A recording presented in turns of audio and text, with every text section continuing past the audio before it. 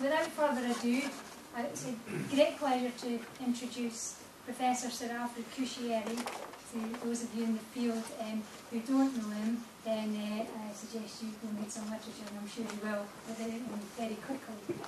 Since 1961, when Professor Sir Alfred graduated, he said, I think, what you would call a glittering career in the area of surgical technologies. He's published widely, and I think probably lots of the technologies that you see in use at the moment have originated from his research, either performed in Dundee in Scotland or in Pisa in Italy. So he currently holds two positions, one in MSAT, which is in Dundee, and one of the medical engineering, science and technology in buildings to bring people together to work in surgical technologies, and then in the large surgical technologies group in Pisa. So I think it's a great pleasure to have him here today, and his talk, I think, will really be a very appropriate start to the conference. So combining engineering and surgery to tackle cancer. So, Professor Sir Alfred.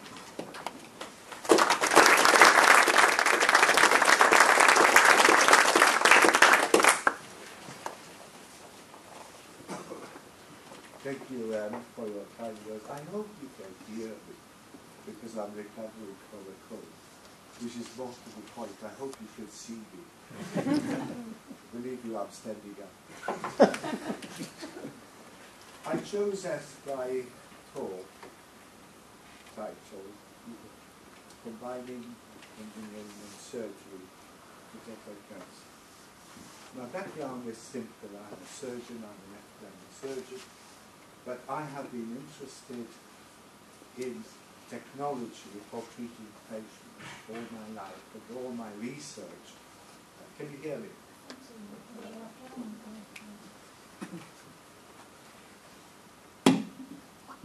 And all my research has focused on this general theme. I work as the Chief Scientific Officer at IMSAT, which is an interface science institute. What do I mean by this? It means having a multidisciplinary of scientists working together in a shared environment. And I call this interface science because it's science at the interface of the life sciences and the engineering and physical sciences.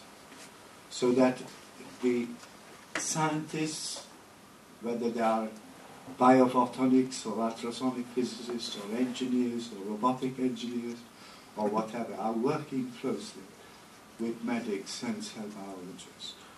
And this means that there is a constant rubbing of shoulders together, and the various disciplines learn each other's languages as well.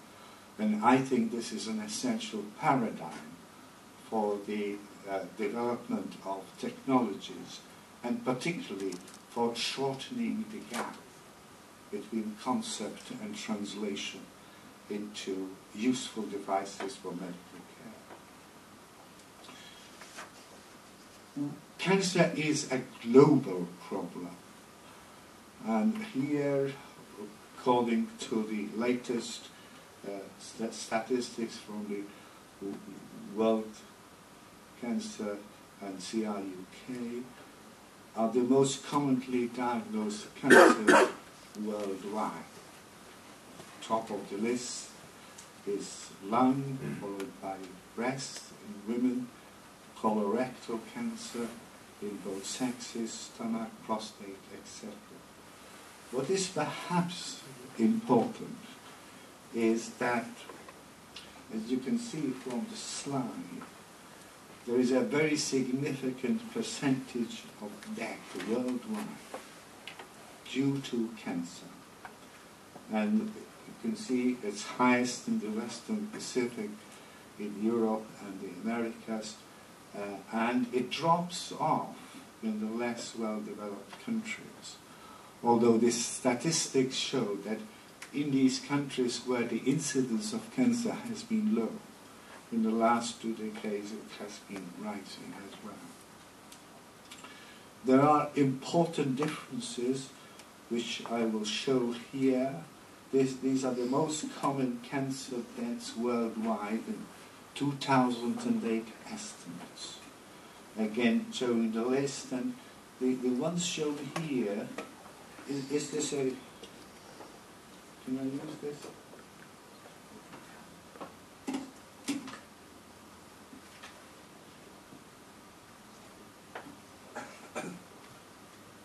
These are by and large the solid cancers that we'll be talking about. These are the blood cancers, the lymphomas and the leukemias, which we will not be addressing. There's been significant advances made in the treatment of some of the lymphomas, I suppose, but the advances for solid cancers have been less pronounced.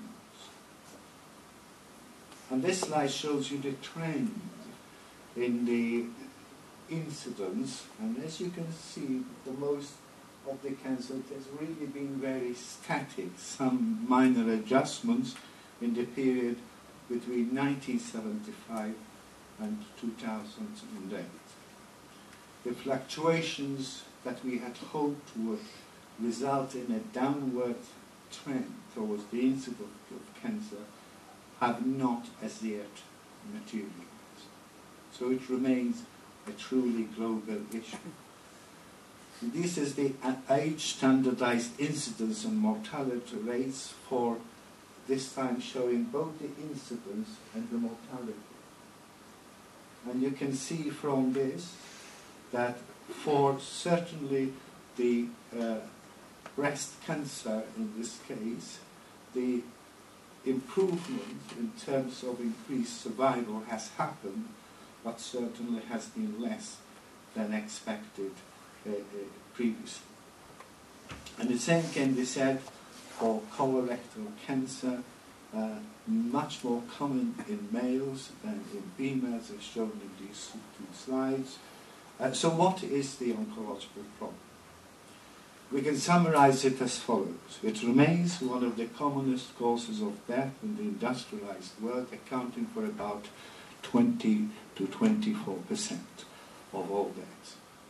Within the United Kingdom, 250,000 people are diagnosed each year with cancer. The 4 commonest cancers in the UK, breast, lung, bowel, prostate, make up 50% of all solid cancers in the UK.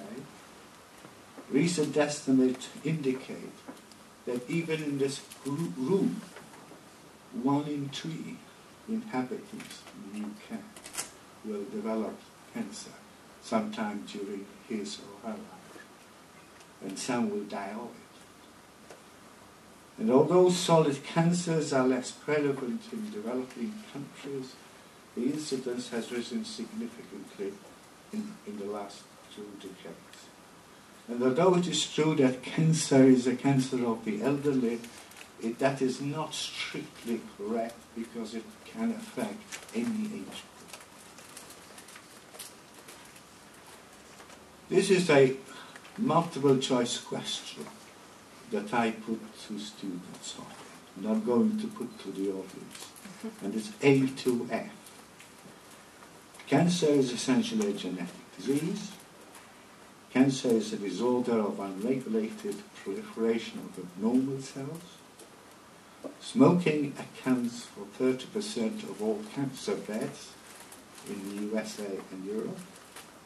And overweight and obesity accounts for 15 to 20%.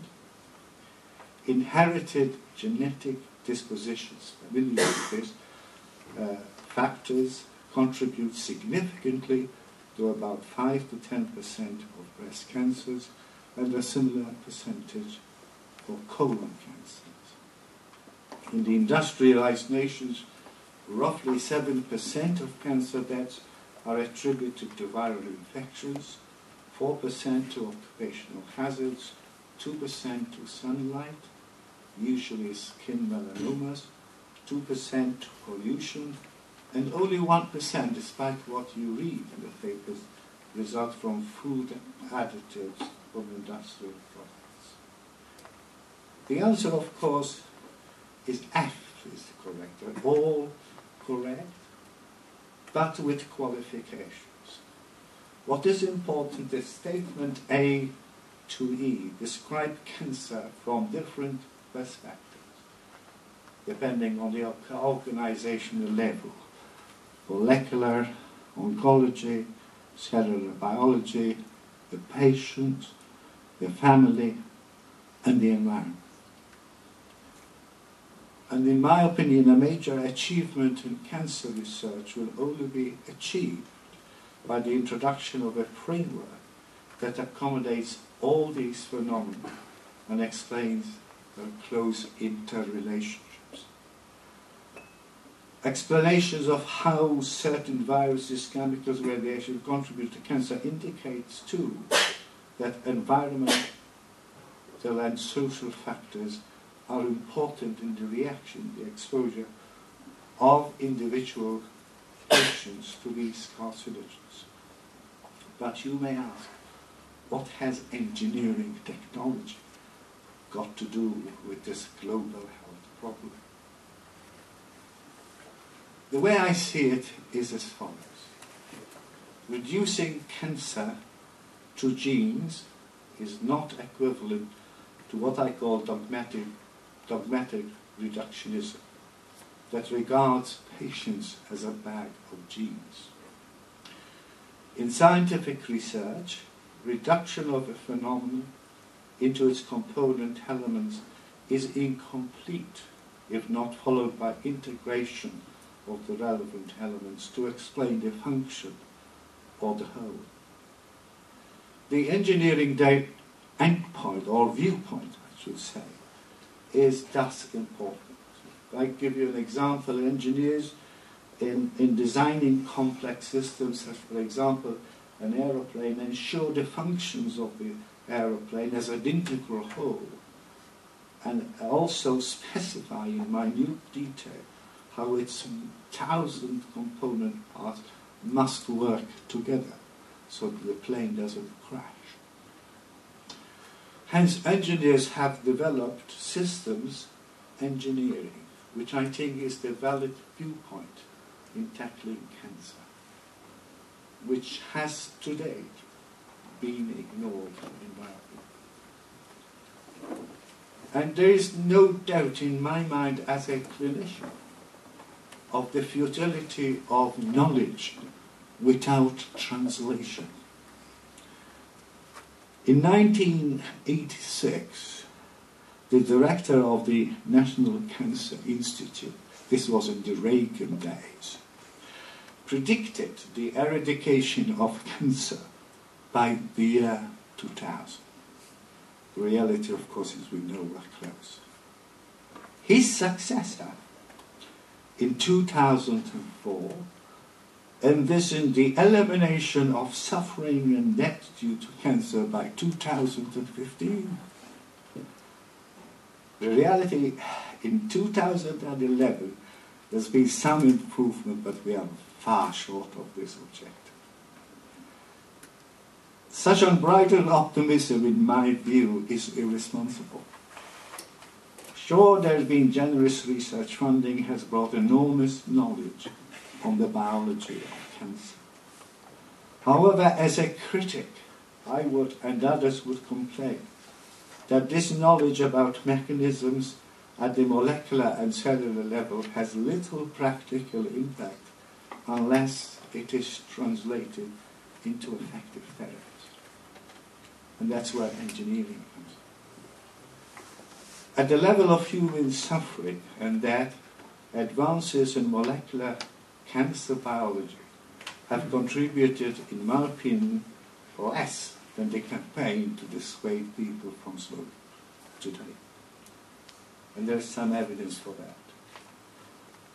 So to give the background to those of you who do not have the medical background knowledge, we need to consider how we treat cancer. We treat cancer by surgery. This is the traditional. We remove the tumor. And surgery, whenever possible, is curative or attempts to be curative. Very often, of course, it's not the case because the disease has been diagnosed late and has spread. In some cases, surgery consists of reducing the bulk of the tumor. It's known as debulking. This has the benefit that allows other treatment, such as chemotherapy, to be most effective. Believe it or not, radiotherapy remains the most cost-effective treatment all the world. And chemotherapy, the least cost-effective. The most expensive and the least effective. In situ ablation is new, fairly new, by that I mean the last 10 years of course. It's entirely technology dependent. And I will be talking about this, giving examples. More recently, we've seen the advent of what is known as biological therapy, using natural body protein substances to stimulate the body's attack on cancer, and this includes tumor-specific immunotherapy, and also bone marrow rescue by stem cell therapy to replace the damaged bone marrow, usually the result of aggressive chemotherapy. And we also have to stress that each modality can be curative or palliative. By palliative, I mean that the patient cannot be cured, but the treatment is designed to improve his symptoms and state for the duration of life that he or she has left. And of course, very often nowadays, particularly for solid cancer, treatment it consists of a combination of modalities that are involved, such as chemoradiotherapy and surgery, etc. How do we assess the efficacy of various cancer therapies? Traditionally, we relied on cure rates, and this included 5-year survival rates. This is no longer considered enough. We now need to document that the quality of life of the patient is not impaired as a result of the treatment. We also, more recently after that, have introduced the concept of PROMs. PROMs are patient-reported outcome measures, what the patient himself or herself thinks of the treatment that he or she received when in hospital and subsequently. And now we have also the end-of-life hospice care to make sure that the patients are treated in such a way towards the end of their life as a result of inoperable or disseminated cancer, that they are free of any pain or other distressing symptoms. And that is, to me, equally important. And engineering, in my opinion, that's one area that we have overlooked in the treatment of cancer. So what about the technologies and engineering? I classify medical technologies into these groups. Facilitative, these improve the efficiency of performance and reduce the level of difficulty in execution of the procedure. Additive, they bring technical sophistication and accuracy, but are not considered essential. Enabling, make possible certain surgical interventions or procedures which would be impossible without these technologies, and they open thus new therapeutic options. And perhaps the most important, disruptive technology. Disruptive in a positive sense. I didn't introduce the word disruptive. Disruptive was introduced by Christian Clayton. I recommend his book, The Innovator's Dilemma, to everyone. He basically indicates throughout history of technological developments and other developments that disruptive technologies are those technologies that change the way we live and work and do things. Examples of, the engine, the aeroplane, the cellular phones, the internet. And when they are fully mature, we say, I don't know how we managed to adapt to these technologies, but they truly affect the way we work and do things. And it is these technologies that we have to push forward in our quest for improving cancer therapy. There is one important thing, is that disruptive technologies, when they're first introduced, are less efficient than the traditional technologies which they replace. And it takes a while for disruptive technologies to mature and fulfill their potential. And for certain activities, such as medicine, where the requirement is most demanding, disruptive technologies may take a long time. I have to tell you, in the case of my subject, minimal access surgery, it took 40 years from the initial concept to the first operation done by the keyhole approach. Can we somehow, by some form of paradigm or the way we do R&D, cut down this unduly long period for the realization of benefit, particularly for cancer patients? Disruptive medical technologies have two effects, one positive, the other one negative. The positive effect is that they change practice, and in the case of medical technology, disruptive medical technologies, they improve patient outcome. And what is also important is that disruptive technologies stimulate downstream and new engineering related technologies. And we've seen this time and time again. They have a negative aspect, however. There's a period of proficiency gain of the operating using these technologies to ensure that they know how to use these technologies safely. And if I take minimal access surgery, keyhole surgery, the early days of its introduction, for example, was disastrous.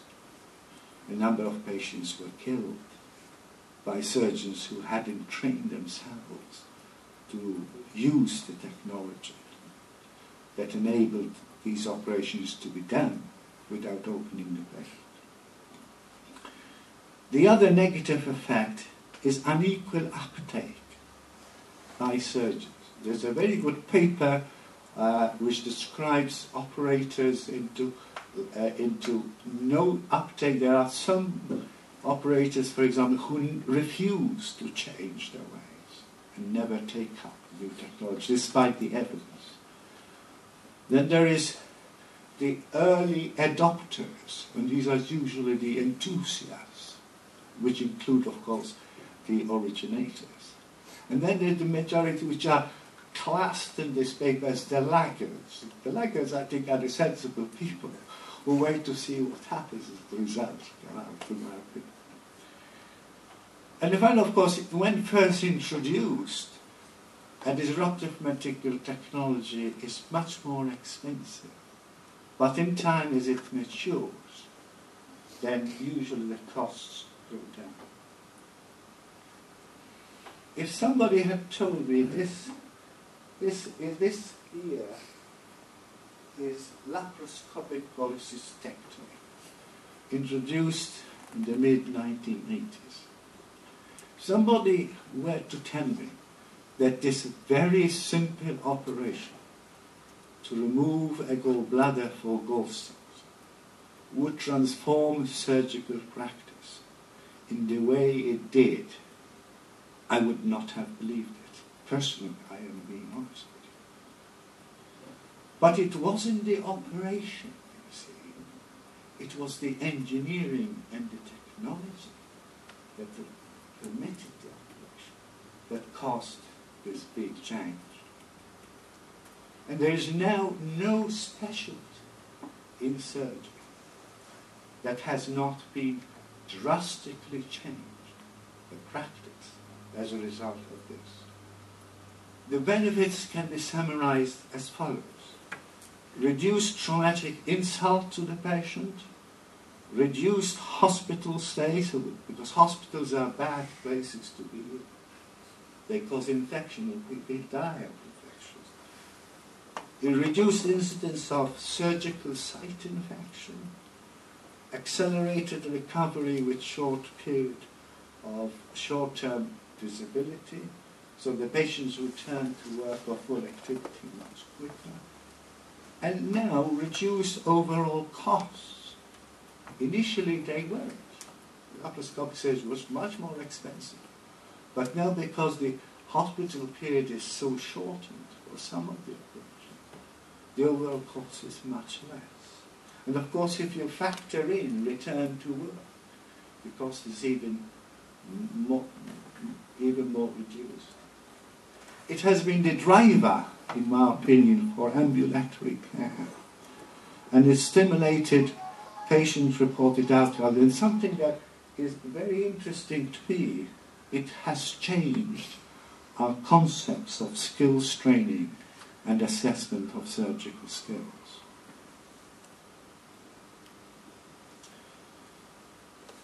This is a list of the operation for which the keyhole surgical, minimal access surgical approach has now replaced the conventional open operation.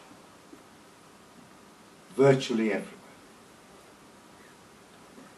And these are the operations where there is evidence of increased preferential performance by the minimal access approach. And this includes big operations on pancreatic cancers, liver cancers, gastric cancer, esophageal cancer, rectal cancer.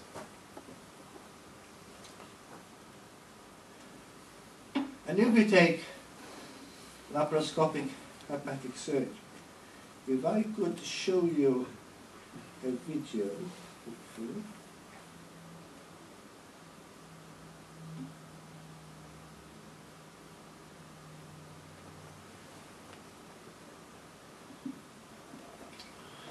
This illustrates that this has enabled precise surgery, bloodless surgery, surgery done from outside, simulating new technologies which we didn't have before.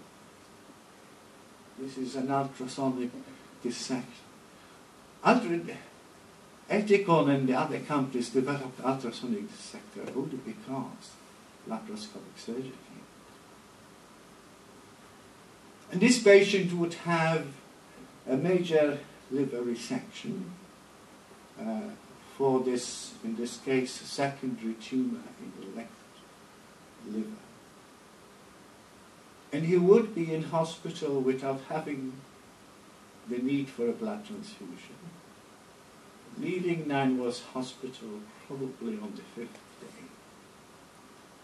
Now, this to me is substantial benefit. That is the tumor.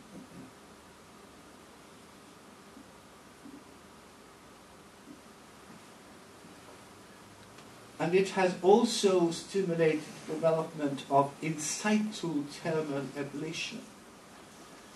And this is a video which shows the current limitation, and one of the groups at the Institute, Dr. Zhigang Wang is here.